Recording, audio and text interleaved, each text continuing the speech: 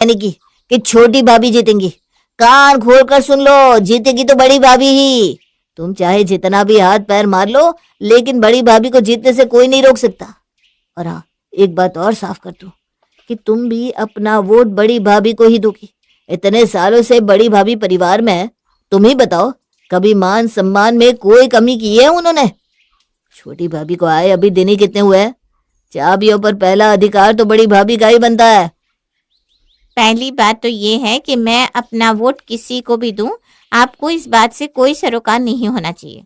आपको जिसे वोट देना है आप उसे दो, और मुझे जो ठीक लगेगा वो मैं करूंगी। मुझे सिखाने की कोई जरूरत नहीं है। मैंने कहा ना तुम बड़ी भाभी को वोट दोगी, बस बात यहीं खत्म होती है। भूल गई तुम? पिछले साल जब मुझे बिजनेस में घाटा हुआ था और मैंने तुम्हारे छोटे भाई से मदद मांगी थी, तो ये तुम्हारी छोटी भाभी ही थी जिन्होंने पैसे ना देने के लिए छोटे भैया के कान भरे थे। लेकिन बड़ी भाभी, उन्होंने तो सामने से आकर हमारी मदद की। अरे किसी की अच्छाई को याद रखना सीखो।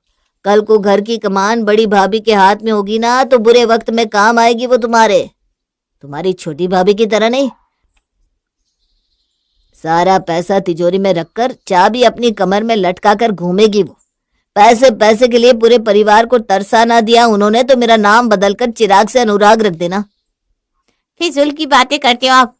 आपने पैसे मांगे तो भाभी ने आपको पैसे देने से मना नहीं किया था।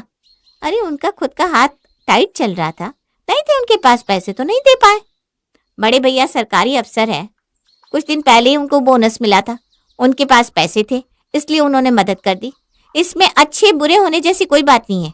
आप ना बातों का बतंगड़ बना रहे हो बस। चिराग और चंदा दोनों इस बहस में लगे हुए थे कि 3 दिन बाद होने वाले मतदान में वो किसे वोट देंगे। खैर, बात बस इतनी सी होती तो कोई बात नहीं थी, लेकिन वास्तव में वे दोनों ही अपने अपने विचार एक दूसरे पर थोपना चाहते थे और अपनी पसंद के कैंडिडेट को ही जिताना चाहते थे। इसलिए एक दूसरे पर दबाव बना रहे थे कि उनकी पसंद के कैंडिडेट को ही वोट दे। बातचीत से शुरू हुआ ये सिलसिला जल्द ही बहस में बदला और कुछ ही देर में उनके बीच जोरदार झगड़ा हो गया। अरे कभी कभी तो हमको लगता है एकदम जानवर से शादी कर लिए हम। इंसानियत नाम की कोई चीज ही नहीं है। छोटी छोटी बातों पर ऐसे राशन पानी लेकर चढ़ जाते हैं। ऐसा लगता है हम तुम्हारी पत्नी नहीं प्रॉपर्टी हैं, जिसके ऊपर हमेशा धौंस दिखाते फिरते हो। मुझे नहीं रहना तुम्हारे साथ इस घर में, जा रही हूँ अपने मायके। हाँ हाँ, जाओ जाओ। ऐसी पत्नी का भी मुझे कोई अचार नहीं डालना जो मेरे कहने से एक काम ना कर सके। अरे हम भी बहुत अच्छे से जानते हैं तुम्हें। गली में घूम रहे कुत्ते की बात तो तुम मान सकती हो, लेकिन अपने पति की बात मानने में तुम्हारी नाक कट जाती है। क्यों? हम ही हमेशा अपना प्यार क्यों साबित करें? औरत है इसलिए ना? नहीं, अब मुझे आपको कुछ भी साबित नहीं करना। आपको जो करना है, जो सोचना है सोचिए। इतना कहकर ननद चंदा अपना बोरिया बिस्तरा पैक करके मायके चली जाती है। मायके पहुंचकर ननद चंदा जोर जोर से रोने लगती है। उसके रोने की आवाज सुनकर दोनों भाभियां दौड़ी दौड़ी वहां आती हैं। भाभी, मैं ससुराल छोड़कर यहाँ आ गई हूँ। मुझे अब उनके पास वापस नहीं जाना। अब मैं यहीं रहूंगी। आप ही बताओ, क्या हम औरतें अपने जीवन के कोई भी फैसले खुद नहीं ले सकती? अरे बाबा, क्यों नहीं ले सकती? बिल्कुल ले सकती हो। पढ़ी लिखी हो, समझदार हो, तुम्हें अपने लाइफ के डिसीजन लेने के लिए किसी और का मुंह देखने की क्या जरूरत है? लेकिन हुआ क्या बाबा, पूरी बात तो बताओ। भाभी, चेतना मुझ पर दबाव डाल रहे कि मैं अपना वोट बड़ी भाभी को दूं। अब आप ही बताइए, मैं अपना वोट आपको दूं या बड़ी भाभी को? ये मेरा डिसीजन होना चाहिए ना। उनको क्या हक बनता है कि वो मुझ पर इस बात के लिए दबाव बनाए? जब मैंने उनका विरोध किया तो मुझसे लड़ने झगड़ने लगे। अब आखिर मैं भी कितना बर्दाश्त करती। अरे भाभी, थक गई हूँ मैं उनकी मनमानी से, इसीलिए मैं वो घर छोड़कर यहाँ आ गई। बस मैंने भी कह दिया, ज्यादा बड़ी भाभी करने की जरूरत ना है। छोटी भाभी किसी से कम नहीं है। मैंने ठीक किया ना भाभी? अरे लेकिन इसमें लड़ने झगड़ने वाली कौन सी बात है? और सबसे बड़ी बात, तुम किसे वोट देने वाली हो ये बात किसी को भी क्यों बतानी है? मतदान हमेशा गुप्त होकर किया जाता है, शोर मचा कर नहीं। और मैं और बड़ी भाभी कोई दुश्मन थोड़ी ना है जो तुम लोग आपस में लड़ाई कर रहे हो। अरे बड़ी भाभी मेरी जिठानी है, मैं बहुत मान सम्मान करती हूँ उनका। हाँ, वो अलग बात है कि हम दोनों इलेक्शन में खड़े हुए हैं और इस समय वो मेरी प्रतिद्वंदी है, लेकिन प्रतिद्वंदी होने का मतलब दुश्मन थोड़ी ना होता है। तुम भी ना बिना बात दामाजी से लड़ झगड़ कर यहाँ चली आई। छोटी एकदम सही कह रही है। अरे दामाजी ने ऐसी कौन सी बुरी बात कह दी? बस यही तो कह रहे थे ना कि वो मुझे सपोर्ट करते हैं और तुम्हें भी मुझे ही वोट देना चाहिए। अरे ठीक है ना, पति अपनी पत्नी पर थोड़ा बहुत अधिकार तो जमा ही लेता है, इसमें इतना लड़ना झगड़ना क्यों है? देखो मेरी बात मानो, तुम जैसी आई हो ना वैसे ही वापस लौट जाओ अपने घर। अपना घर क्यों बिगाड़ रही हो? हम दोनों में जो भी जीते, घर तुम्हारा क्यों टूटे भाई? अरे भाभी, आप घर बिगड़ने की बात कर रही हो? मैं तो उस आदमी का मुंह तक ना देखूं। बड़े आए, बात बात पर अपनी धौंस दिखाते। आदमी है तो इसका मतलब मेरे सर पर बैठेंगे क्या? मुझे नहीं जाना वापस, मैं अपने कमरे में जा रही हूँ। ननद के अपने कमरे में जाने के बाद, अरे छोटी ये क्या हो रहा है? मुझे तो ऐसा लग रहा है कि इस इलेक्शन के चक्कर में लेने के देने ना पड़ जाए। तुम समझ रही हो ना, ये चंदा अगर यहाँ रहेगी तो घर का क्या हाल होने वाला है। अरे अखाड़ा बन जाएगा हमारा घर। उसकी शादी हो गई तो ऐसा थोड़ी ना है कि ये सुधर गई है। याद है या नहीं, शादी से पहले इसने क्या क्या तमाशा किया है? अरे भाभी, सब याद है मुझे। खाने से लेकर पहनने तक हर बात में 100 नखरे करती थी ये चंदा। कभी ये बना कर दो, कभी वो बना कर खिलाओ। यहाँ ढंग से सफाई क्यों नहीं हुई, ये काम ऐसा क्यों है, वो काम ऐसा क्यों हुआ। सुनते सुनते कान पक जाते थे मेरे। ऊपर से माँ जी हर समय चंदा चंदा चंदा चंदा करती रहती। उन्हें तो अपनी बेटी के आगे हम दिखाई नहीं देते। ये यहाँ रहेगी तो हमारा तो जीना ही दुश्वार हो जाएगा कसम से। अरे छोटी, मुझे भी तो इसी बात की चिंता है। इलेक्शन के नाम पर हमारे घर में दंगे फसाद क्यों होने लग गए? ऐसा लग रहा है पूरा परिवार छोटी गैंग और बड़ी गैंग में बंटकर रह गया है। छोटी सी बात है कि माँ जी अब घर की सत्ता संभालते संभालते थक चुकी हैं, इसलिए वो अपनी चाबी हम में से किसी एक के हाथ में देना चाहती है। दोनों को बराबर बराबर अवसर मिल सके, इसलिए माँ जी ने कहा कि घर में एक छोटी सी वोटिंग रख लेते हैं, ताकि जिसके पास ज्यादा वोट पड़े घर की चाबी उसके हाथ में चली जाए। लेकिन हमारे इस छोटे से इलेक्शन को अखाड़े का मैदान बना दिया सबने मिलकर। तुम्हें पता है कल क्या हुआ? क्या हुआ भाभी? मुझे तो सच में नहीं पता। अरे मेरे लाख मना करने के बाद भी तुम्हारे भैया मेरा चुनाव प्रचार करने के लिए पोस्टर बनवा कर लाए थे और लाकर पूरे घर के बाथरूम, छत और सीढ़ियों में चिपकाने लगे। अब वो पोस्टर चिपकाने तुम्हारे बाथरूम में गए तो वहां पर रिंकू ने उन्हें रोक लिया। अरे अरे भैया, ये क्या कर रहे हैं आप? ये भाभी का पोस्टर मेरे बाथरूम में क्यों लगा रहे हैं? इतना ही शौक है ना आपको पोस्टर लगाने का, तो जाकर अपने बाथरूम में लगाइए। ये बाथरूम मेरा है। अरे तेरा मेरा क्या होता है? ये घर सबका है। मेरी बीवी चुनाव लड़ रही है। एक बार चाबियां मेरी बीवी के हाथ में आने दे, फिर मैं तुझे बताता हूँ कि बड़े भाई से तमीज से बात कैसे की जाती है। अरे तुझे 1-1 रुपए के लिए तरसा ना दिया ना तो मेरा नाम भी सोनू नहीं। आए बड़े खुशफहमी पालने वाले। किसने कह दिया आपसे कि भाभी वो चुनाव जीतने वाली है? चुनाव मेरी बीवी जीतेगी और उसके बाद पूरे घर की सत्ता मेरी मुट्ठी में होगी। मैंने भी आपको वो किराएदार वाले छोटे से कमरे में ना पहुंचा दिया ना तो मेरा नाम भी रिंकू नहीं। अब चलिए फटाफट पोस्टर उठाइए और निकलिए यहाँ से। हे राम, रिंकू जी ने बड़े भैया से इस तरह से बात की। राम राम राम, मैं तो कभी सपने में भी नहीं सोच सकती जेठ जी के साथ इस तरह बर्ताव करने के बारे में। मैं रिंकू जी की तरफ से आपसे माफी मांगती हूँ। भाभी सच में पागल हो गए हैं सब लोग इलेक्शन के चक्कर में।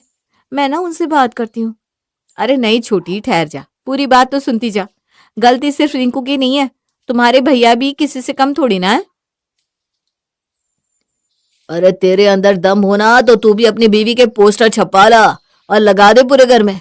अरे घर क्या, पूरी कॉलोनी में लगवा दे। लेकिन मुझे घर में पोस्टर लगाने से तू रोक नहीं सकता। दम हो तो रोक कर दिखा दे। और इतना कहकर तुम्हारे भैया तुम्हारे बाथरूम में एक नहीं 2-2 पोस्टर चिपका कर आए। पूरे घर का हुलिया बिगाड़ कर रख दिया है उन्होंने। जगह जगह पर पोस्टर लगा रखे।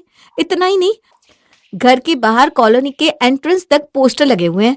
अरे पुलिस वाला कल फाइन लेकर गया है। ऐसे पोस्टर लगाना इलीगल होता है। ऐसे ही कोई भी किसी के पोस्टर छपवा के चिपका नहीं सकता। अरे भाभी, अब समझ में आया कि कल बच्चे आपस में मैं छोटी गैंग का हूँ और मैं बड़ी गैंग का हूँ कहकर क्यों लड़ रहे थे। सिर्फ बड़े नहीं, घर के बच्चे भी 2 खेमे में बट गए। जो मुझे सपोर्ट कर रहा है वो खुद को छोटी गैंग का बता रहा है, और जो आपको सपोर्ट कर रहा है वो खुद को बड़ी गैंग का बता रहा है। आपस में बातचीत बंद कर दी है सबने, एक दूसरे के दुश्मन बने बैठे और मौका मिलते ही झगड़ने लगते हैं। क्या कहती है छोटी, माँ जी से इस बारे में बात करें? उन्होंने इतने साल इस घर की सत्ता संभाली है।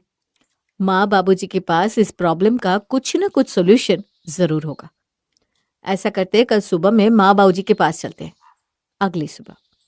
अरे बस करो, तंग आ गए हम तो तुम्हारे इस दिन रात के भजन कीर्तन से। इंसान कितना ही तुम्हारे पास खड़ा होकर बीन बजाता रहे, लेकिन तुम माला लिए बैठी रहती हो। इसीलिए मैं चाहता हूँ छोटी बहू की सरकार बने तो इस घर में कुछ तो परिवर्तन आए, क्योंकि जैसी तुम हो वैसी तुम्हारी बड़ी बहू है। सुबह किसी को समय से नाश्ता मिले ना मिले, लेकिन 2 घंटे पूजा करना ज्यादा जरूरी है उसके लिए। और मैं ना बिल्कुल उकता गया हूं तुम सास बहू से। अरे कैसे आदमी हो तुम, पूजा पाठ करना कब से गलत काम हो गया। ये तो अच्छी बात है ना कि बड़ी बहू सुबह उठकर पूजा करने के बाद ही घर के काम करना शुरू करती है। ये तो अपनी अपनी भक्ति भावना होती है जो तुम्हारा जैसा नास्तिक आदमी कभी समझ नहीं सकता। अरे तुम जैसे खुद हो ना वैसी ही तुम्हारी छोटी बहू है। मुझे तो बस इस बात का डर है कि कहीं गलती से वो जीत गई ना तो इस घर में धर्म ही खतरे में आ जाएगा। ना उसे पूजा पाठ करने का कोई शौक है, ना रीति रिवाज और त्योहार मनाने का। ऐसा थोड़े ना जीवन चलता है। घर के मुखिया का धार्मिक होना भी बहुत जरूरी है, नहीं तो घर के मंदिर में ताला लग जाएगा। कर दी ना तुमने वही बेवकूफ वाली बात। अरे तुम्हारी तरह दिन भर माला लेकर बैठेंगे तो काम कैसे होगा। खैर तुम्हारे साथ बहस करने का कोई मतलब नहीं है। हमको बस सही जगह वोट देना है ताकि जो बीता सो बीता, हमारा आने वाला कल तो अच्छा रहे। अरे छोटी बहू, यहाँ तो माँ बाबूजी भी वही कर रहे हैं जो बाकी सब लोग कर रहे हैं। इलेक्शन आपस में लड़ने के लिए थोड़ी ना होता है। समझ में नहीं आता कैसे इनको समझाए। दुखी मन से दोनों बहुएं वापस हॉल की तरफ आती हैं। स्वाति, मेरा चाय नाश्ता मेरे रूम में ही लगा देना। मुझे यहाँ बैठकर फालतू लोगों की शक्ल देखने का कोई शौक नहीं है। एक बार सुबह शक्ल देख लो तो पूरा दिन खराब हो जाता है। बेगा, मेरा चाय नाश्ता यहीं हॉल में ही लगाना। मैं ऐसे किसी से डर के भागने वालों में से नहीं हूँ। आंखों में आंखें डालकर सामने बैठकर बात करने वालों में से हूँ। किसी का डर थोड़ी ना पड़ा है। और वैसे भी 3 दिन के अंदर मेरी बीवी घर की मुखिया बनेगी। फिर उसके बाद मैं देखता हूँ कौन मुझे आंखें दिखाता है। ये कैसी बात कर रहे हो आप बड़े भैया से? इस लहजे में बात की जाती है क्या? पापा बिल्कुल ठीक कह रहे हैं मम्मी, आपको कुछ पता नहीं। बड़े पापा और ये गट्टू, ये लोग बात करने के लायक ही नहीं है। बस एक बार आप ये इलेक्शन जीत जाओ, उसके बाद इन लोगों की सफाई करेंगे हम घर से।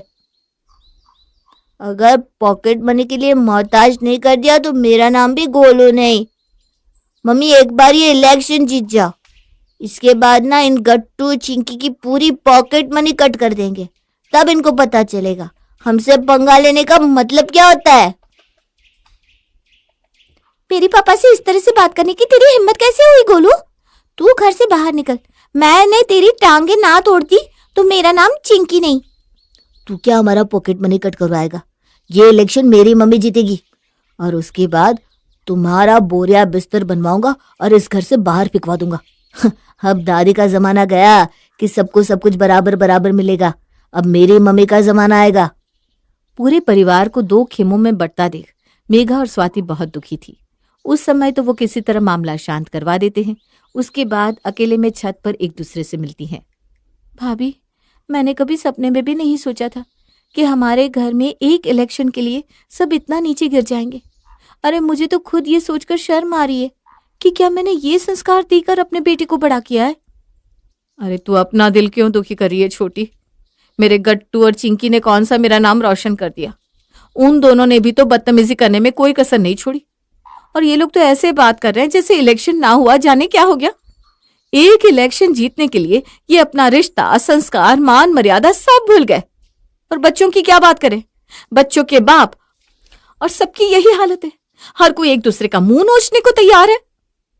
भाभी, अगर ये सब करवाकर मुझे इस घर की सत्ता मिले ना तो मुझे नहीं चाहिए।